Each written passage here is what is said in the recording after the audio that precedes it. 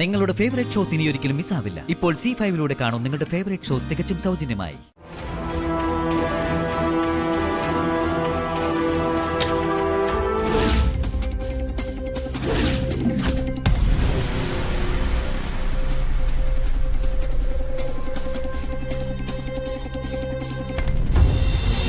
ഏട്ടത്തിന്റെ മനസ്സിൽ എന്തെങ്കിലും പേര് കണ്ടുവച്ചിട്ടുണ്ടോ?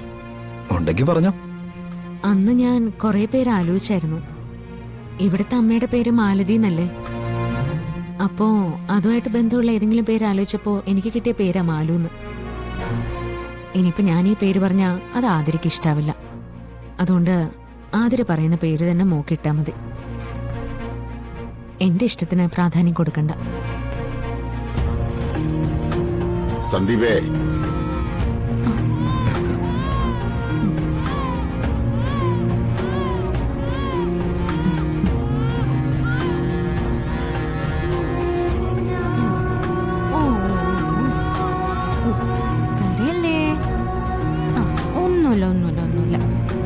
മാലു.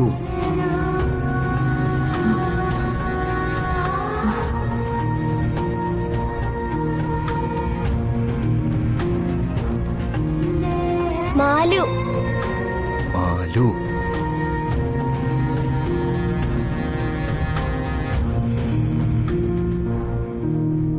മാലു, ഈ പേരല്ലല്ലോ ഞാൻ പറഞ്ഞത്.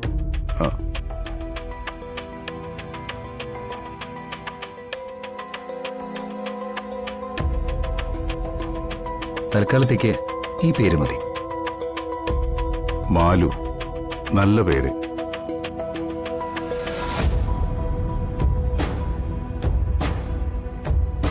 ആ, ഇനി മോളുടെ നാവിലെ ആതിര തേൻ തേച്ചു കൊടുക്ക്.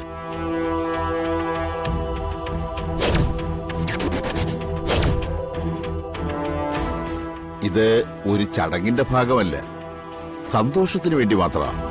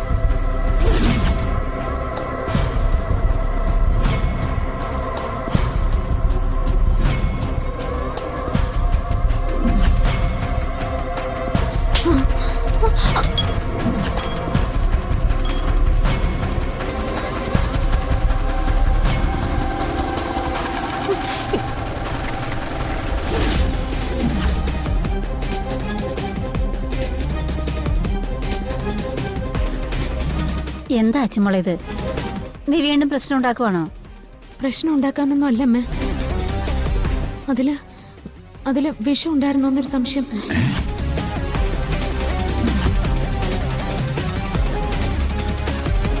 വിഷു? വിഷോ?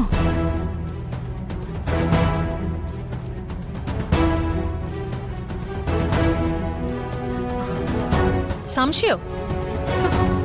അർച്ചന എന്തൊക്കെയാ പറയുന്നേ? നിന്റെ സംശയം കൊണ്ടാണോ നീ ഈ ചടങ്ങൊക്കെ അലങ്കോലാക്കിയത്?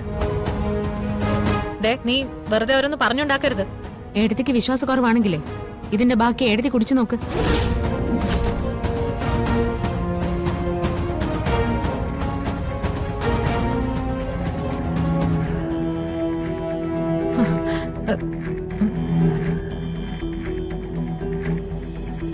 എന്താ സംശയം മാറിയോ?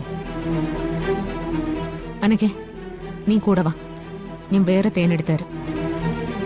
ഇവിടെ ഞാൻ കാരണം ചടങ്ങുകളൊന്നും അലങ്കോലം ആവണ്ട.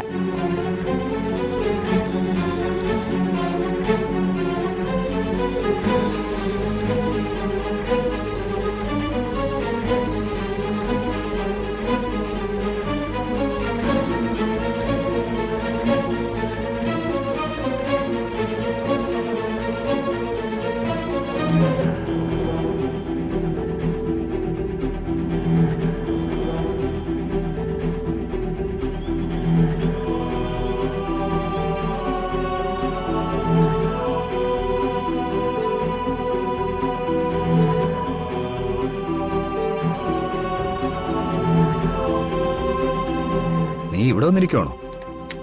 അച്ഛനും അമ്മയും ഇറങ്ങാൻ നേരം നിന്നെ അന്വേഷിച്ചിരുന്നു. ഞാൻ മനഃപൂർവ്വം വരാത്തത് തന്നെയാ. എന്നെ ഇനി ഒന്നിനും പ്രതീക്ഷിക്കണ്ട. ഞാൻ ഈ മുറിക്കകത്തിരുന്നോളാം. ശ്ശേ, നമ്മുടെ ജീവിതത്തിലെ ഏറ്റവും പ്രധാനപ്പെട്ട ദിവസങ്ങളിൽ ഒന്നായിരുന്നു ഇന്ന്. അതങ്ങ് കൊളവാക്കി തന്നല്ലോ എന്റെ ചേച്ചി. ഏട്ടത്തി എന്ത് ചെയ്തെന്നാ നീ പറയുന്നേ? ഏട്ടത്തി രക്ഷിക്കല്ലേ ചെയ്തേ? എന്ത് രക്ഷപ്പെടുത്തിയെന്ന്? തേനില് വിഷമുണ്ടെന്ന് പറഞ്ഞ് തട്ടിക്കളഞ്ഞതോ? എനിക്കിതത്ര വിശ്വാസമൊന്നും വരുന്നൊന്നുമില്ല. ചടങ്ങിൽ പങ്കെടുക്കുന്നില്ല എന്ന് പറഞ്ഞ് മാറി നിന്നിട്ട് ഇത് അലങ്കോലപ്പെടുത്താൻ ഒരു വഴി ചേച്ചിയായി കണ്ടുപിടിച്ചു. എനിക്കിത് അങ്ങനെയാ തോന്നുന്നത്. എനിക്കറിയാം, എല്ലാവരും ഇത് തന്നെ പറയൂ. ആരെന്തു പറഞ്ഞാലും എനിക്ക് പ്രശ്നമില്ല. എന്റെ ശരികൾ തന്നെയാണ് ഞാൻ ചെയ്തത്.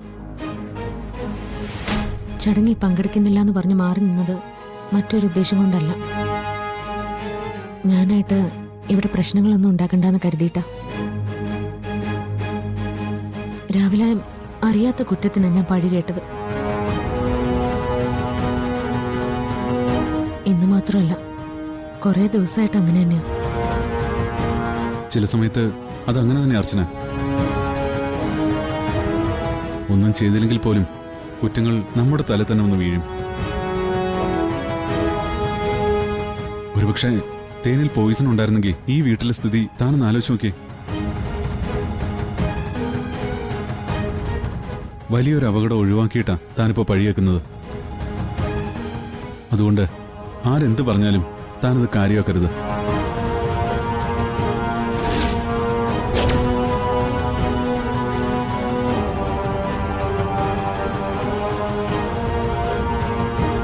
എനിക്കതങ്ങനെ വിടാൻ പറ്റുന്ന കാര്യമല്ലല്ലോ.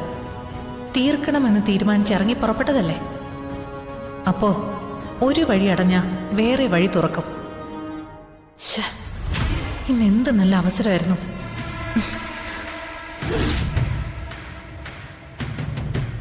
അർച്ചനയാ എപ്പോഴും എന്റെ മുന്നിൽ തടസ്സമായിട്ട് നിൽക്കുന്നത്.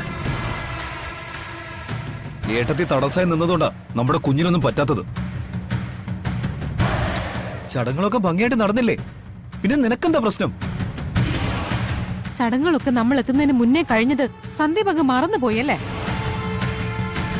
എന്റെ കൊച്ചിന് നൂല് കെട്ടിക്കൊടുക്കാൻ എന്റെ ചേച്ചി ആരാ?